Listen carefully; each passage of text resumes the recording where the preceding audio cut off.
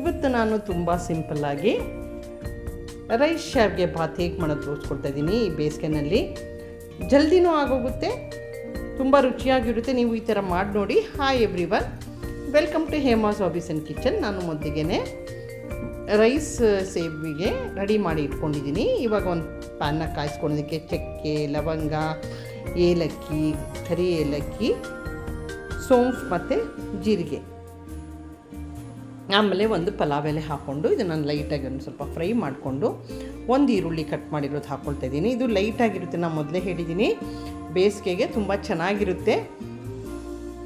ಆಮೇಲೆ ಇದಕ್ಕೆ ಒಂದೆರಡು ಎರಡು ಮೂರು ನಿಮ್ಗೆ ಇಷ್ಟ ಬಂದಿರೋಷ್ಟು ಹಸಿಮೆಣ್ಸಿನ್ಕಾಯಿ ಕಟ್ ಮಾಡಿರೋದು ಹಾಕ್ಕೊಂಡು ಅದನ್ನು ಸ್ವಲ್ಪ ಲೈಟಾಗಿ ಫ್ರೈ ಮಾಡ್ಕೊಂಡ್ಮೇಲೆ 1 ಸ್ಪೂನಷ್ಟು ಶುಂಠಿ ಬೆಳ್ಳುಳ್ಳಿ ಪೇಸ್ಟ್ ಹಾಕ್ಕೊಂಡು ಅದನ್ನು ನೀಟಾಗಿ ಫ್ರೈ ಮಾಡ್ಕೊಂಡ್ಬಿಡೋಣ. ಇದರೊಳಗೆ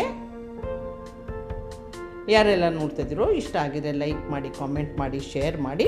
ಈರುಳ್ಳಿ, ಶುಂಠಿ ಬೆಳ್ಳುಳ್ಳಿ ಪೇಸ್ಟ್ ಎಲ್ಲ ಹಸಿ ವಾಸನೆ ಹೋಗೋವರೆಗೂ 1-2 ನಿಮಿಷ ಫ್ರೈ ಮಾಡ್ಕೊಂಡ್ಮೇಲೆ ಒಂದು ಕಟ್ ಮಾಡಿರೋ ಟೊಮ್ಯಾಟೊ ಮತ್ತು ತರಕಾರಿ ಹಾಕ್ಕೊಂಡಿದ್ದೀನಿ. 1 ಕಪ್ಪಷ್ಟು ನಾನಿಲ್ಲಿ ಕ್ಯಾರೆಟು, ಬೀನ್ಸು, ಬಟಾಣಿ ತೊಗೊಂಡಿದ್ದೀನಿ. ನೀವು ಬೇಕಾದ್ರೆ ಬೇರೆ ತರಕಾರಿನೂ, ಕಾಲಿಫ್ಲವರು, ಆಲೂಗಡ್ಡೆ ಏನು ಬೇಕಾದ್ರೂ ತೊಗೋಬೋದು.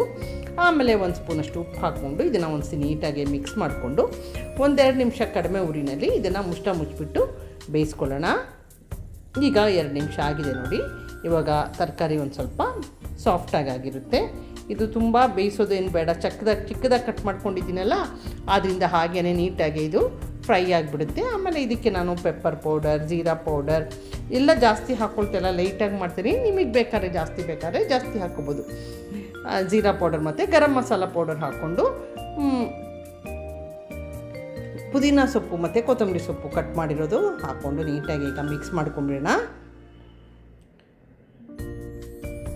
ತುಂಬ ರುಚಿಯಾಗಿರುತ್ತೆ. ಈ ಥರ ನೀವು ಟ್ರೈ ಮಾಡಿ ನೋಡಿ. ಉಪ್ಪಿಟ್ಟೆಲ್ಲ ಮಾಡ್ತಾ ಇರ್ತೀರಲ್ಲ, ಈ ಥರ ಪಲಾವು ಅನ್ನ ಇಲ್ದಲೇ ನಾವು ಶಾವಿಗೆನಲ್ಲಿ ಮಾಡ್ಕೋಬೋದು. ನಾನು ಆಮೇಲೆ ಲಿಂಬೆಹಣ್ಣು ಜ್ಯೂಸ್ ಹಾಕ್ಕೊಂಡು ಈಗ ಮೊದಲೇ ಬೇಯಿಸಿಟ್ಟಿರೋ ಅಕ್ಕಿ ಶಾವಿಗೆನ ಹಾಕ್ಕೊಳ್ತಾ ಇದ್ದೀನಿ. ಅಕ್ಕಿ ಶಾವಿಗೆ ಸ್ವಲ್ಪ ಒಡಿದಲ್ಲೇ ಇರೋ ಥರ ನಿಧಾನಕ್ಕೆ ಇದನ್ನು ಮಿಕ್ಸ್ ಮಾಡ್ಕೊಂಬಿಡೋಣ. ಇವಾಗ ಯಾರು ನೋಡ್ತಾ ಇದ್ದೀರಾ, ಇಷ್ಟ ಆಗಿದೆಯಾ ಈ ರೆಸಿಪಿ, ಇಲ್ಲ ಯಾವ ಥರ ರೆಸಿಪಿ ಇಷ್ಟಪಡ್ತೀರಾ ನೀವು ನೋಡೋದಕ್ಕೆ, ನನಗೆ ಕಾಮೆಂಟ್ ಮಾಡಿ ಹೇಳಿ. ನೋಡಿ ಇವಾಗ ನೀಟಾಗಿ ಇದನ್ನು ಮಿಕ್ಸ್ ಮಾಡ್ಕೊಂಬಿಡೋಣ. ನಾನು ಇದೇ ಅರಿಶಿನ ಹಾಕಿಲ್ಲ ಅಥವಾ ರೆಡ್ ಚಿಲ್ಲಿ ಪೌಡರ್ ಹಾಕಿಲ್ಲ, ಸ್ವಲ್ಪ ಕಲರ್ ಚೇಂಜ್ ಆಗೋದು ಬೇಡ ಅಂತ ಇದೇ ಥರ ಮಾಡಿದ್ದೀನಿ ನಾನು.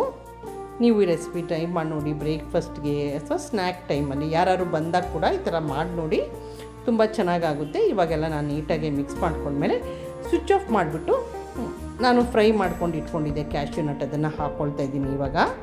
ಇವಾಗ ರೆಡಿಯಾಗಿದೆ.